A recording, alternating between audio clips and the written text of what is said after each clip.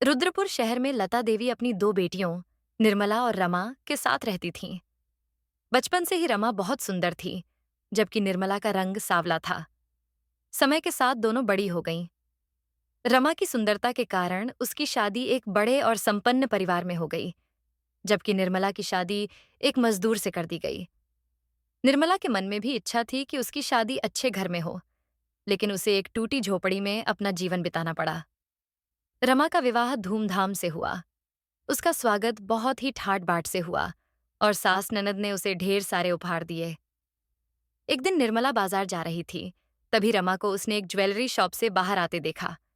उसके हाथ में बहुत सारे गहनों के डिब्बे थे। निर्मला रमा को देखकर खुश हुई। दीदी, आप कहाँ जा रहे हो? बस यहाँ बाजार में सब्जी लेने आई थी।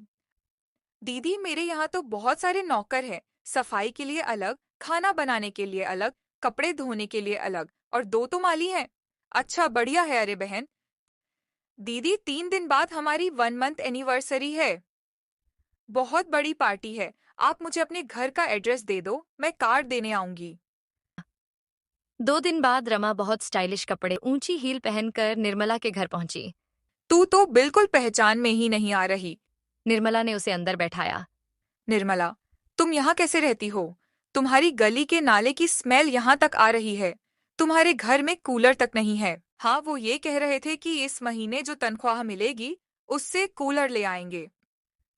रमा, तू 2 मिनट रुक, मैं अभी आती हूँ। निर्मला रमा के लिए पानी और थोड़ा गुड़ लाने चली गई। थोड़ी देर बाद वह गली के सरकारी नल से पानी लेकर आई। क्या हुआ दीदी? आपको इतना पसीना क्यों आ रहा है? तेरे लिए गली के सरकारी नल से पानी लेने गई थी, इसीलिए गर्मी के कारण थोड़ा पसीना आ रहा है। आपका दिमाग तो खराब नहीं है? मैं ये गली का सरकारी पानी पीऊंगी? मैं तो मिनरल वाटर पीती हूँ। यह सड़क का पानी आप ही पियो। रमा पानी पीने से मना कर देती है और नाराज होकर चली जाती है। निर्मला को यह बात बहुत बुरी लगती है और उसकी आंखों में आंसू आ जाते हैं। 3 दिन बाद निर्मला रमा के घर पार्टी में जाती है। बहन जी, ये कौन है? इन नौकरों को यहाँ क्यों बुला लिया? अरे ये रमा की बहन है। पता नहीं इन भिखारियों को क्यों बुला लिया रमा ने। बेइज्जती करा दी सब मेहमानों के सामने। पार्टी में कुछ मेहमान और सास निर्मला को देखकर ताना मारते हैं। निर्मला यह सब सुन रही थी। तभी रमा की नजर निर्मला पर पड़ती है। अरे दीदी, ये क्या पहनकर आ गई? आपको इतनी भी तमीज नहीं है कि इतनी बड़ी पार्टी में आ रही हैं, तो एक अच्छी साड़ी पहनकर आए। आज आपने मेरे ससुराल वालों के सामने बहुत बेइज्जती करा दी। अब ऐसा करो, नीचे सर्वेंट रूम में जाओ, मैं तुम्हारे लिए वहीं खाना भिजवा दूंगी। पार्टी के बाद निर्मला घर लौटती है और अपने पति को सब बताती है। निर्मला, वो बहुत बड़े लोग हैं। तुम्हें उनके घर जाना ही नहीं चाहिए था। अच्छा चलो, अब रोना बंद करो। जी, मैं कई दिनों से सोच रही हूँ क्यों ना मैं भी कुछ काम करना शुरू कर दूं, जिससे हमारी भी कमाई दोगुना हो जाए। ठीक है, जैसा तुम्हें ठीक लगे।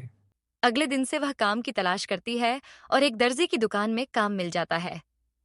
धीरे धीरे कमाई होती है और वह एक सिलाई मशीन खरीद लेती है। वह दिन में नौकरी करती और रात को सूट सिलती।